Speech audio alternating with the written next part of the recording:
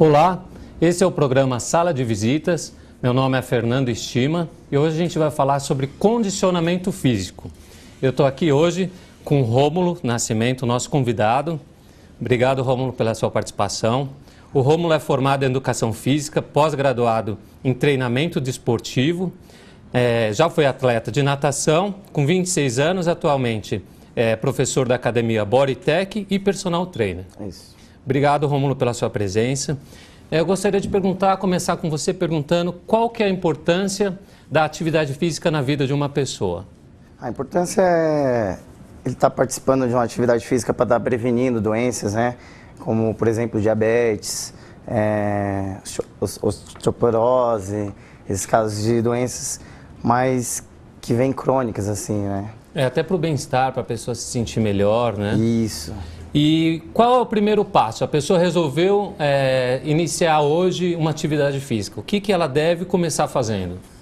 Ele deve procurar um médico, primeiramente. O médico dá uma avaliada nele, vai fazer uma avaliação, vai pedir todos os exames antes da atividade física, para estar indicando para um profissional da área. Ele procurar um especialista, porque às vezes a pessoa pode ter algum problema que impeça ela de fazer atividade física, não é isso? Isso mesmo. E a gente tem é muito comum aquele atleta de final de semana, a pessoa que sai só para jogar bola, para praticar atividade física no final de semana. É importante, é melhor ele não praticar nada ou ele praticar de alguma forma é bom isso daí também? Não, ajuda, essa atividade no final de semana ajuda, é importante ele praticar, mas ele deve pegar no mínimo 2 vezes por semana para estar fazendo uma outra atividade voltado ao futebol, por exemplo. Ele tem que fazer um aeróbio, uma corrida, alguma coisa para estar voltada ao futebol dele, no final de semana.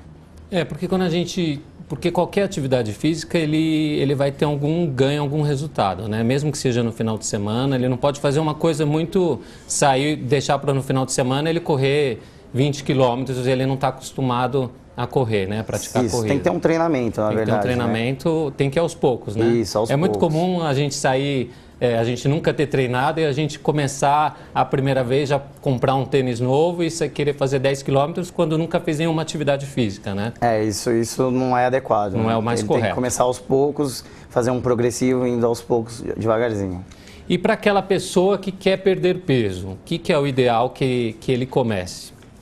Que ele comece um trabalho aeróbico, mas começando aos poucos, nada de, como você citou anteriormente, nada de querer fazer 10 quilômetros no primeiro dia. Começa com 2, vai crescendo aos poucos, 4, 6 e vai indo aos poucos no treinamento correto. Precisa de um tempo grande de treino, né? Na verdade, a gente passa a vida inteira se alimentando mal, alimentando errado, não fazendo nenhum tipo de atividade física. E o mais comum é a pessoa começar uma dieta, começar a academia, e aí ela quer ter o resultado em 2, 3 meses, ela quer recuperar o que ela fez, o que ela adquiriu ali há anos fazendo da maneira correta. Então, o ideal é que ela tenha um pouco de paciência nesse início, né? Isso. Procure uma orientação, médica. Como você falou, uma orientação médica. Depois procure uma orientação de um personal, de um professor de academia e entre numa dieta associada com a prática de exercício, não é isso? Sim, isso. E é muito comum, então, a pessoa entrar e começar a fazer o exercício. E qual a importância do alongamento para quem está fazendo o exercício, a atividade física? A importância do alongamento, ele evita uma lesão pós-treino, né? Primeiro, você correu, depois que você correu, você efetuou o alongamento. Então, ajuda a não lesionar, você ter cãibra.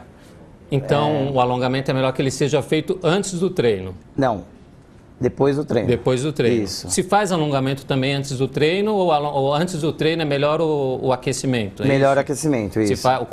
O mais correto, mais indicado para fazer é o aquecimento. Isso mesmo. Tá. Seria uma corrida, um pedal, uma bike. E deixa o alongamento para depois desse treino que a pessoa fez. Isso. Tá. E as pessoas, o que as pessoas mais perguntam é como fazer para, além de perder peso, é como fazer para perder a gordura que está nessa região abdominal, na barriga. O que é mais indicado? A pessoa fazer uma atividade aeróbica, uma musculação, o que é o mais correto? O indicado é fazer um aeróbico, né? E junto com o abdominal, que vai fortalecer, vai ajudar a fortalecer, mas só o abdominal não vai ter resultado. Então ele tem que fazer uma atividade aeróbica junto, uma corrida ou pedalar, para dar uma ajuda em conjunto aí. A musculação, ela emagrece somente eu fazendo a musculação? Ela ajuda, mas precisa de um aeróbico junto. Ela não vai... Porque a musculação, a sua gordura vai se transformar em músculo, né? Então o aeróbico é um resultado de imediato. Ele vai ser mais rápido para você no momento do seu resultado.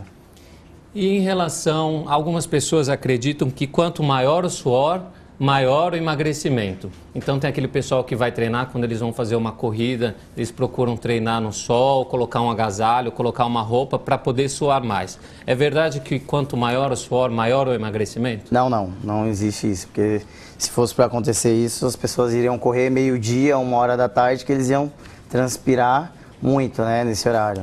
Não existe. Então não é o correto. Não né? é o correto. Tá? Até porque, na verdade, quando a pessoa ela está perdendo o suor, ela não está perdendo calor, não quer dizer que ela perca caloria, ela está perdendo líquido. Líquido, né? Ela perde água, né? A água que depois vai repor. Que depois vai repor o próprio organismo na alimentação, na bebida, vai repor, ela tem um ganho, ela tem uma perda imediata, que se ela se pesar ali na balança naquele momento, ela vai ver que realmente reduziu o peso. Mas depois, com o tempo, esse peso vai voltar. Volta a mesma coisa.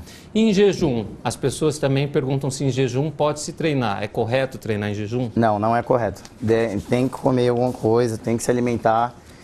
Se não conseguir tomar café de manhã, tomar uma proteína, uma coisa para... Não pode fazer atividade física sem nenhuma alimentação. E depois do exercício, a pessoa vai fazer uma caminhada, principalmente quem não está acostumado, ou ela vai fazer um exercício na academia, ela começa a sentir dores no corpo. O que significa essas dores que a pessoa sente nesses primeiros dias de treino? Na verdade, é um tempo que o corpo precisa de adaptação. Né? Ele precisa de no máximo uns 15 dias para poder se adaptar, que o corpo não está acostumado com aquela rotina de treino que você adquiriu naquele momento. Então, isso é normal. É normal, a pessoa, depois do período inicial, a pessoa não vai passar essa dor, vai passar, né? a dor é normal, a musculatura vai ficar cansada mesmo, depois ela vai se repondo, se compondo. E tem um período mínimo para a pessoa treinar, que a partir desse período ela vai começar ter um emagrecimento, ter um resultado? Porque o que a gente ouve muito falar nas academias é que após 20 minutos, somente após 20 minutos de atividade aeróbica, que ela vai conseguir perder e ter algum resultado, perder quilos, gordura e ter algum resultado. Isso é verdade? Sim, na verdade é a partir dos 25 minutos, né? E depende também do ritmo que a pessoa vai estar praticando essa atividade também. Se for uma caminhada, depende como que está a caminhada, a corrida. Então, depende muito de como que está o treinamento dela. E aí, a sequência de treino dela. Não adianta também treinar uma vez por semana, né? E achar que vai perder todo o peso. O ideal é que a pessoa estabeleça uma rotina, né? Para um treino, pelo que você está dizendo para a gente, para um treino ter resultado, é necessário que a pessoa pratique mais de uma vez por semana. No mínimo 3 vezes por semana. No mínimo 3 vezes por semana. Sim. Então, o objetivo é a pessoa que está disposta a começar uma atividade, ela ter a disciplina de, pelo menos, voltar a fazer mais 2 vezes na semana para começar a ter algum resultado, né? Sim, isso mesmo.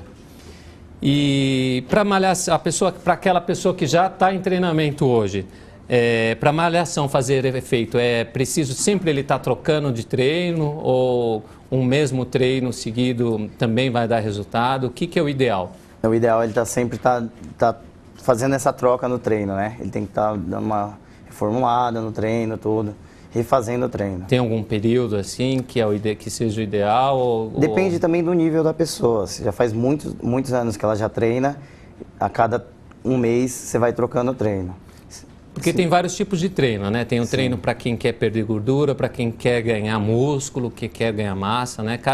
Cada pessoa tem que estabelecer, para aquele que quer só condicionamento físico, né? Quem quer fazer só aeróbio, então depende muito da pessoa, o biotipo da pessoa também. E essa pessoa que está treinando, qualquer pessoa que esteja treinando, é interessante ele tomar suplementos? Porque hoje onde a gente olha nas lojas, em shopping, o suplemento ficou muito mais acessível, né? Quem malha precisa ingerir suplementos? Não, nem todas as pessoas precisam ingerir suplementos. Depende do seu objetivo, né? Tem o objetivo, se você tem um treino muito forte de musculação, tem um objetivo de ser um atleta, ajuda muito o suplemento. Se for uma rotina diária, que não tem um objetivo de competir, nada de competição, não tem necessidade. Até porque o suplemento, se ele for tomado de uma maneira errada, ele pode acabar atrapalhando em vez de ajudar, né? Sim. Porque é muito comum a pessoa que ela começa a tomar o suplemento e ela acaba adquirindo mais peso, porque o suplemento ele é feito para quando a pessoa tem alguma deficiência, não é isso? Sim, isso mesmo. Até como anteriormente falei sobre o café da manhã, que ele ajuda muito para quem não toma café da manhã. Então ele é uma alimentação a mais. Aí ele pode acabar substituindo uma refeição que ele não fez ou que ele fez e que não seja tão adequada para quem vai treinar, né? Isso. E falando em café da manhã, é verdade que às vezes é melhor a pessoa treinar de manhã? Tem várias pessoas que perguntam, é melhor eu treinar de manhã, é melhor eu treinar à noite? Ou treinar no horário do meio-dia, entre meio-dia, 1h30? Qual que é o horário ideal para a pessoa poder treinar? Não tem horário ideal. O horário, cada um tem o seu. É o horário que o seu corpo se identifica melhor, né? Mas na verdade o horário da noite, se você vai fazer uma corrida, por exemplo, vai fazer um aeróbio, você fica muito acelerado. Então não dá para você correr, por exemplo, 10 quilômetros e já depois de 20 minutos você tomou um banho e não vai conseguir dormir, né? Porque o seu corpo vai estar acelerado, tudo.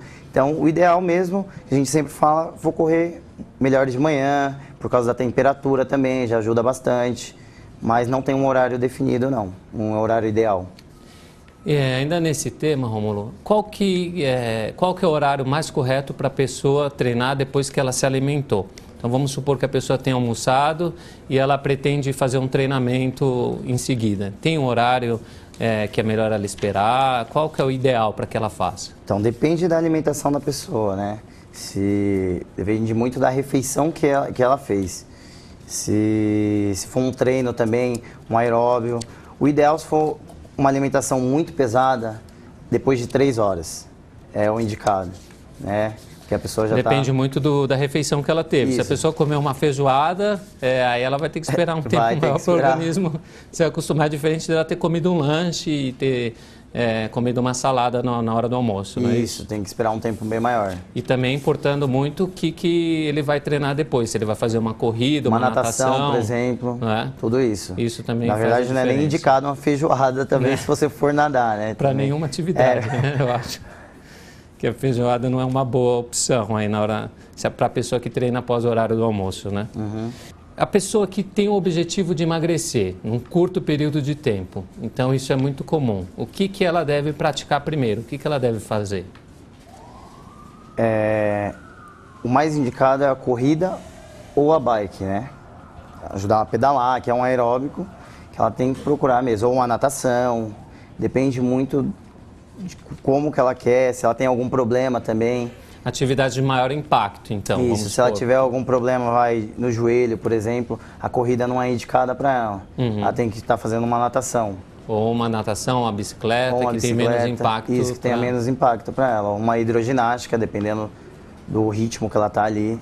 E a atividade física dentro da academia e fora da academia, tem diferença? Porque tem gente que diz, olha, eu correndo na esteira eu faço melhor, eu suo mais, eu sinto uma diferença maior do que eu correr no Parque do Ibirapuera. E outros dizem que para correr no parque é mais fácil do que correr na esteira. Existe alguma diferença ou são posições diferentes, cada um tem uma percepção? Não, tem muita diferença sim. Você fazendo atividade física na esteira, a esteira tem muito impacto, né? Na verdade, joelhos, tornozelo, então prejudica muito na esteira. No parque tem a vantagem, também tem impacto, mas não tanto como a esteira, né? Porque dependendo da velocidade que a esteira está correndo ali, o seu joelho vai dando uma tração maior.